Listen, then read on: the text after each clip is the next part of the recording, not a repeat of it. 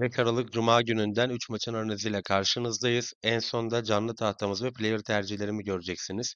Başarı yüzdemiz yüksek, orayı da sakın kaçırmayın. Her gün saat 4'te buradayız. Videoyu beğenip kanala abone olmak hem bize destek olur hem de yeni analizleri ilk sizin görmenizi sağlar. Benfica Sporting Lisbon maçının skor tahmininizi yorumlara yazın. Doğru bilen bir kişi bir hafta WhatsApp grubumuzda misafir olacak.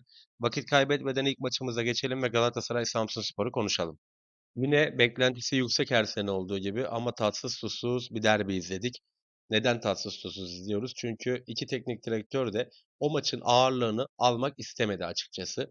Yani Tedesco ben içeride Galatasaray'a yenilmeyeyim. Okan Buruk da ben buradan bir puan alayım kaçayım modundaydı.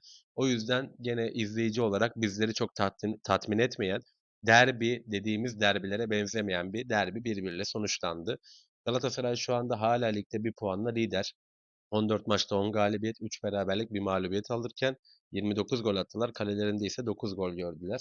Samsunspor'da ise bir beraberlik serisi var. Beşiktaş deplasmanından 1-1'le döndükten sonrasında Konferans Ligi'nde zayıf Breidablik, İzlanda temsilcisinin de sahasında 2-2 beraberlikle Türkiye'ye geri döndü. Son maçında ise Alanyaspor'la oyunu uçtan uca üstün götürdüğü maçta 90 artılarda yediği golle sahadan 1-1'le beraberlikle ayrıldı. Şimdi baktığımız zaman burada Samsun'la oynayacak. Samsun'un genel oyun planında Thomas Reis kendinden zayıf ekiplere daha set oyunu, pas oyununu oynatabiliyor. Ama kendinden büyük ekiplere topu vereyim ve aldığım toplarla beraber geçiş oyununu doğru oynayayım kısmını iyi yapabilen bir takım Samsun. Bunu Beşiktaş deplasmanında gördük. Bence orada Samsunspor bir puan kazanmadı, 3 puanı kaçırdı. Beşiktaş bir puan aldı diyebiliriz. Samsun'da Ençam ve Holse'nin orta sahada buluştuğu topları kanada attıktan sonrasında özellikle forvette Muandil Maji ile topu buluşturma niyetindeler. Az önce söylemiş olduğum iki isim de yaya veya da altı pasa kadar girip orada gol bulabiliyorlar. O yüzden burada Samsun geçiş oynayacaktır. Biraz daha bekleyen bir Samsun olacağını düşünüyorum ben açıkçası. Galatasaray cephesinde ise Galatasaray iç sahada özellikle taraftarının da etkisiyle beraber iyi oyun oynayabiliyor ve maçları hızlı başlayabiliyor. Fenerbahçe maçındaki 1-1 ile beraber taraftar artık o hata lüksü kalmadığının farkında. Ve o hata lüksü kalmayacağı için de otomatik olarak Galatasaray maça hızlı başlayacaktır diye düşünüyorum. Burada benim ana tercihim Galatasaray'ın ilk yarıdan bir gol bulacağı yönünde olacak. Bu arada gün içi canlı fırsatları ve kasa yönetimini WhatsApp grubumuzda yapıyoruz. Numaramız sol alt köşede 543 417 75 30. Sizler de gelmek isterseniz oraya yazıp bilgi ve destek alabilirsiniz. Şimdi ikinci maçımıza geçelim ve oradaki kritik detaylarımıza bakalım. İkinci maçımızda Berke Özer'le Lille Marsilya'yı ağırlayacak. Baktığımız zaman zirveyi çok yakından ilgilendiren bir mücadele. Şu anda Fransa Lig 1'de tarih yazılıyor. Lens lider. 14 maçta 10 galibiyet, bir beraberlik, 3 mağlubiyet aldı Lens ve Paris Saint-Germain, Marsilya, Lille gibi devlerin önüne geçti. Ve baktığımız zaman 94 milyon euroluk bir takım sonuç olarak. Maçımıza dönecek olursak Lille şu anda formda 14 maçta 8 galibiyet, 2 beraberlik, 4 mağlubiyet alan bir Lille görüyoruz. Özellikle iç sahada Lille kimle oynarsa oynasın üstün oynayabiliyor. Son maçta içeride Paris FC'yi 4-2 ile geçtiler. Deplasmanda ise Berke Özer'in devleştiği ve 10 kişi kaldıkları maçta Le Havre'ı 1-0'la geçmeyi başaran bir Lille görüyoruz. Marsilya mücadelesine baktığımızda ise hatta geçtiğimiz günlerde WhatsApp grubumuzda Marsilya yarı kazanırdan kazandık. Biz son dakika yediği golle 2-2 berabere kalan bir Marsilya vardı. Toulouse karşısında. Deplasmanda ise oynadığı son mücadelede Nice'i 5-1 ile geçti. Bu çok ciddi bir skor Marsilya için. İki takım da gollü maçlar oynayabiliyor. İki takımın da hücum varyasyonları ve performansları oldukça iyi durumda. Buraya yani bu detaylara baktığımızda ise De Zerbi Lille'in açıklarını çalışmıştır diye düşünüyorum. Lille'den zaten içeride bir gol bekliyorum. Ortalama 60 maçtır falan bir gol atma serileri vardı.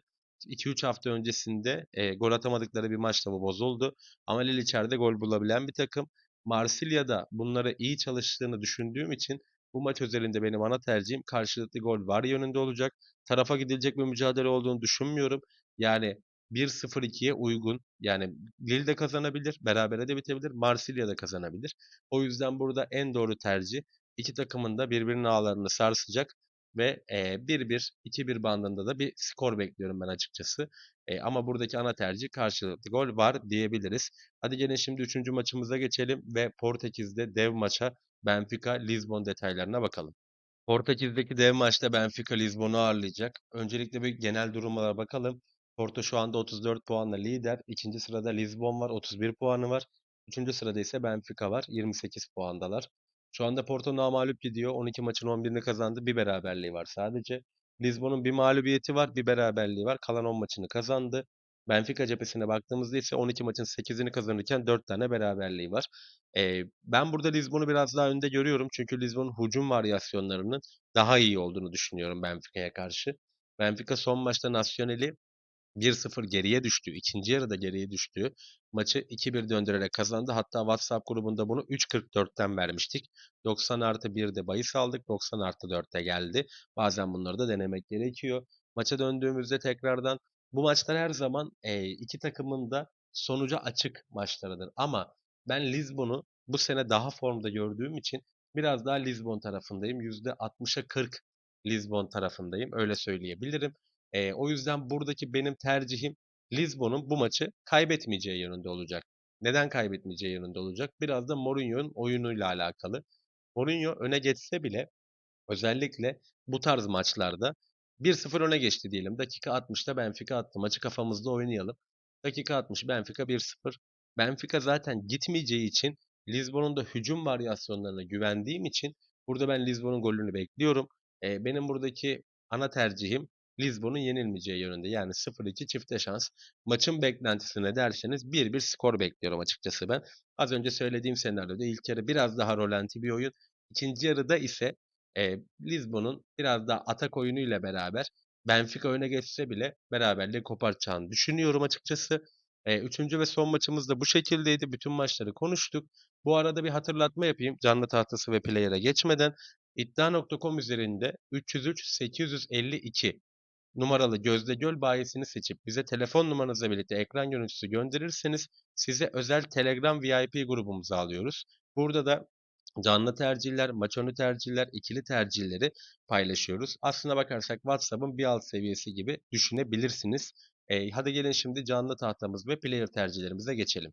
Canlı tahtamıza baktığımızda Brest Monaco mücadelesinde ikinci yarı golü, Hull City Middlesbrough mücadelesinde ortaya golleri, Fortuna Düsseldorf Schalke mücadelesinde ise ikinci yarı golü takip edeceğiz. Daha fazla canlı tercih, günün teklisi, günün ikilisi ve en önemlisi en çok hata yapılan yer kasa yönetimi için WhatsApp grubumuza gelebilirsiniz. Sol alt köşedeki 0543 417 75 30 numarasına yazarak bilgi alabilirsiniz diyelim. Player'a geldiğimizde ise Galatasaray Samsunspor mücadelesinde Osimhen'in ağları sarsmasını bekliyorum. Benfica Sporting Lisbon mücadelesinde ise Sporting Lisbon forveti Suarez en az 2 isabetli şut atar tercihi kıymetli görünüyor. Her gün saat 4'te analizle karşınızda oluyoruz. Kaçırmamak için abone olabilirsiniz. Yarın saat 4'te buluşana kadar kendinize çok iyi bakın. Hoşça kalın.